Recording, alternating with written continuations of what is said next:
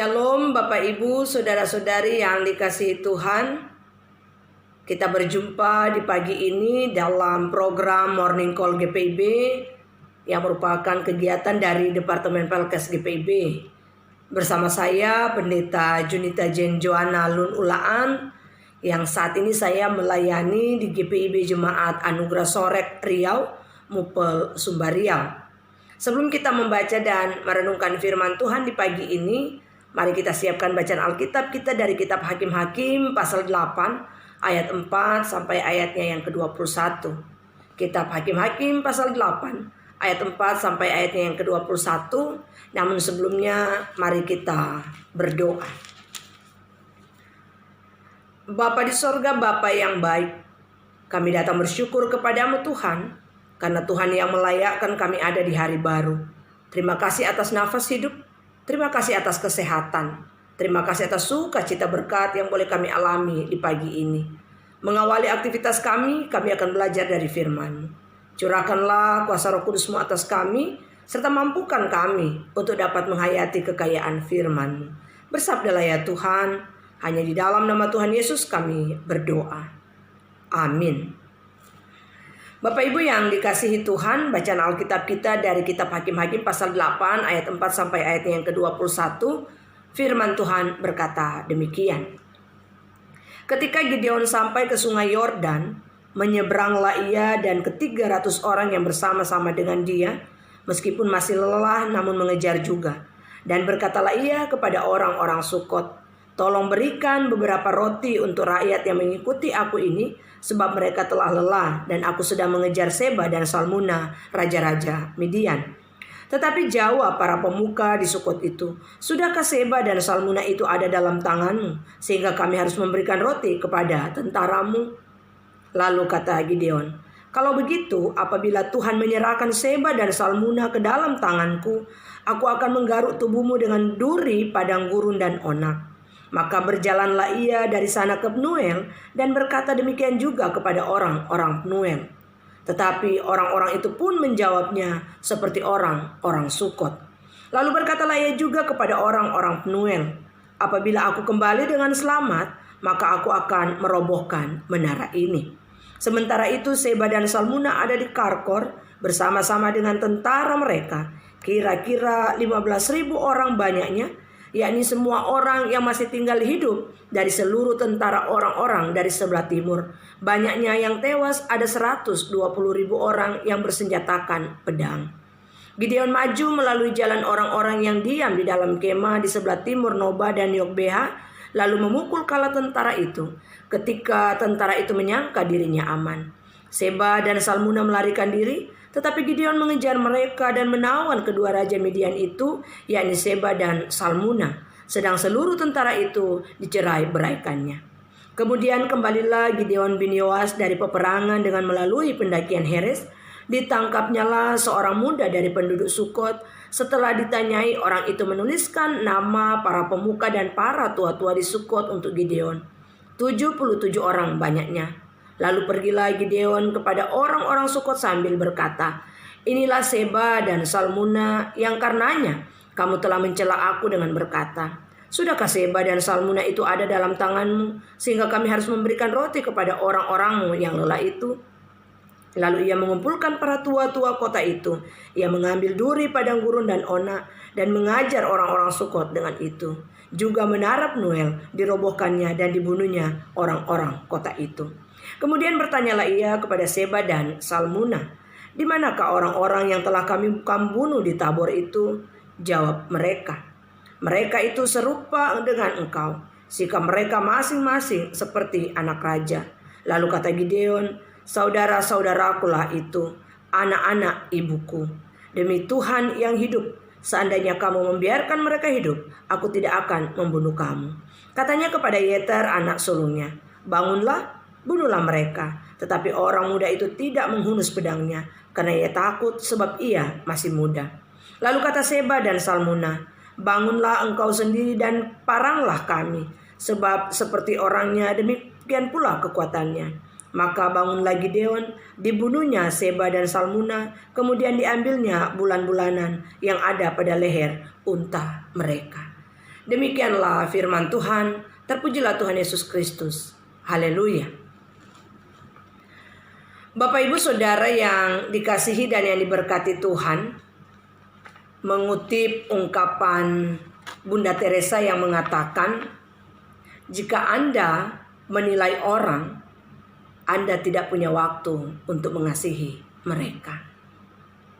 Ungkapan ini mau mengatakan kepada kita berkaitan dengan perikop kita di pagi hari ini, bagaimana situasi yang diperhadapkan kepada Gideon berkaitan dengan tanggung jawab yang Allah percayakan baginya. Situasi bagaimana ketika Gideon pada saat itu meminta bantuan orang Sukot dan orang Pnuel karena melihat bagaimana orang-orang yang ikut berperang, mereka bukan hanya kelelahan tetapi juga mengalami kelaparan. Sehingga ketika Gideon meminta bantuan orang Sukot dan Pnuel, yang terjadi malah mereka menolak mentah-mentah terhadap apa yang menjadi permohonan Gideon. Bapak Ibu Saudara yang dikasihi Tuhan, ketika kita melihat apa yang dilakukan oleh orang Sukot dan Pnuel, mungkin mereka takut karena akibatnya mereka akan ketahuan kalau mereka juga adalah orang Midian. Tetapi apapun penjelasannya, penolakan orang Sukot dan orang Pnuel menimbulkan kemarahan bagi Gideon. Dan perikop kita menyajikan kepada kita tentang apa yang dilakukan oleh Gideon merespon penolakan yang dilakukan oleh orang Sukot dan Pnuel. Bapak Ibu Saudara yang dikasihi dan yang diberkati Tuhan, mengatakan kepada kita bahwa dalam situasi ketika tentara Gideon sedang berjuang mati-matian untuk mengalahkan bangsa Midian, justru yang terjadi mereka bukan mendapat dukungan, tetapi mereka mengalami penolakan. Di dalam perjalanan kehidupan kita, mengatakan kepada saya dan saudara, tidak sedikit di sekeliling kita juga diperhadapkan dengan orang-orang yang tidak peduli. Ketidakpedulian memberikan gambaran bahwa kita sedang membuka ruang penindasan yang besar. Oleh karena itu Bapak Ibu Saudara yang dikasihi dan yang diberkati Tuhan, sikap tidak peduli yang dimunculkan oleh orang Sukot dan Pnuel tersebut akhirnya malah mendatangkan masalah bagi mereka.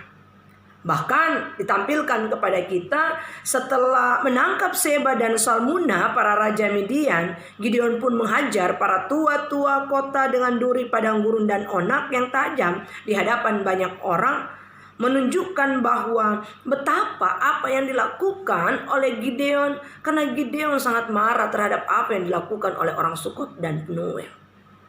Bapak Ibu Saudara yang dikasihi dan yang diberkati Tuhan, di dalam perjalanan kehidupan kita, ketika kita berupaya melakukan yang terbaik, tidak sedikit orang yang mencoba melihat bahwa kebaikan yang kita lakukan tidak seperti yang mereka inginkan.